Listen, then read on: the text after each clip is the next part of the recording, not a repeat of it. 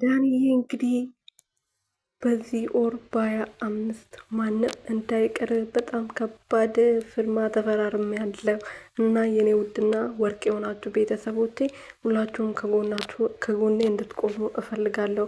ከአጠገቤ እንድትረቁ አልፈልግም። ሰው ያበረታል ከፈጣሪ በታች ብለዋል። እንግዲህ ሰላም ቤተሰብ እንዴት ናችሁ? ደህና ናችሁ ወይ?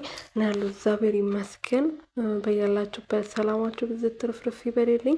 ለዚህ ቤት አዲስ የሆናችሁ ሰብስክራይብ፣ ሼር፣ ላይክ እያደረጋችሁ ቤተሰብ እንድትሆኑ በትህትና እየጠየቅኩኝ እንግዲህ ዳንዬ ደግሞ ዛሬ በአዲስ ነገር መጥተዋል። እንግዲህ እንደምታዩት ከሆነ ሰው ጋር በጣም ከባድ ፕሮግራም አለው። ሀፕራሪ 25 ማለት ነው። በዚህ ወር ጠብቁኝ ብሏል። እንግዲህ በዚህ ወር በጣም ብዙ ነገሮች አሉ። የሩትዬና የሄርሜላ ፊልሚያም አለ።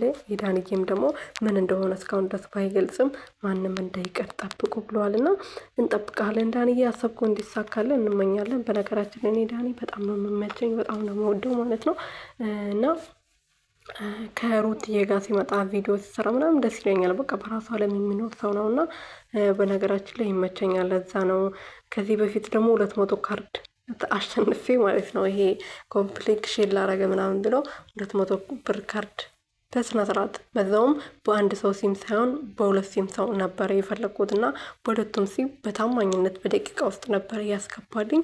በዚህ አጋጣሚ ሳላመሰግነው ማለፍ አልፈልግም። የኔ ዳንዬ የኔ ጠንበለል ልበልክ። አረ ጽጌ እንዳትቦጫጭቀኝ እና ማለት ነው። ጽጌ ሲል ደግሞ ከጽጌ ጋር መጥቶ ቢሰሩ ደስ ይለን ነበረ። ግን የኛ ተጣልተ ሳይሆን በየስራ ጉዳይ ነው የሚያገናኘን። እሷም የራሷ ላይፍ አላት፣ እኔም የራሴ ላይፍ አለኝ። የምንገናኘው ለስራ ነው። አሁን ምሳ እየሰራች ያለው ለስራ ነው። እኔም እንደዛው። እኔ ሚስት የለኝም።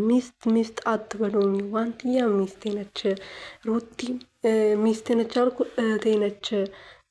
ጽጌም ሁላችሁም እህቶቼ ናችሁ እንጂ ሚስት የለኝም። ሳገባ አሳያችኋለሁ፣ እነግራችኋለሁ። እስከዛ ድረስ አግባ እያላችሁ አታስጨንቁኝ። መጀመሪያ ስራ ይቀድማል፣ መስራት ይሻላል።